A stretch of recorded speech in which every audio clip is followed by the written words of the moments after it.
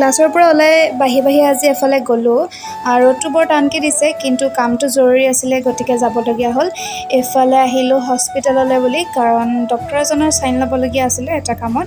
আৰু এইফালে ডক্টৰৰ ওচৰলৈ ৰখি বহুত দেৰি লাইন পাতিবলগীয়া হ'ল। তাৰ পৰা অৱশেষত চাইনটো ল'লোগৈ আৰু।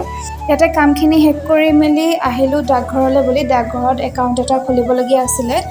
তাৰ পৰা ইয়ালৈ আহিলোঁ, ইয়াতে কামখিনি কৰি মেলি আজৰি কৰি উভতিলোঁ ৰুমলৈ বুলি। আৰু ৰ'দটো আজি ইমান টানকৈ দিছে, আজি ছাতিটো আনিবলৈ পাহৰিলোঁ। এইফালে ৰুমলৈ বুলি বজাৰো কৰি আনিলোঁ অলপ। এফালে দেখিছেনে ৰ'দটোত ঘূৰি মোৰ যি অৱস্থা হৈ আছে নহয়, একেবাৰে যাব লাগিছে নিজকে। ৰুমত আহি সোমাই বেছি সময় নাপালোৱে, লৰালৰিকৈ ওলাই আহিলোঁ জিমলৈ বুলি, কাৰণ আজি মই অকলে আছিলোঁ, গতিকে সোনকালে ওলাই দিলোঁ। তাৰ পৰা আৰু ইয়াতে আজি মানুহো বেছি নাই, গতিকে লৰালৰিকৈ কৰি মেলি আকৌ আহিলোঁ ৰুমলৈ। সৰু সুৰা কামৰ সৰু সুৰা ব্যস্ততাবোৰৰ মাজতে দিনবোৰ এনেকৈ পাৰ হয়। আজিলৈ এৰিছোঁ তেন্তে, বাই।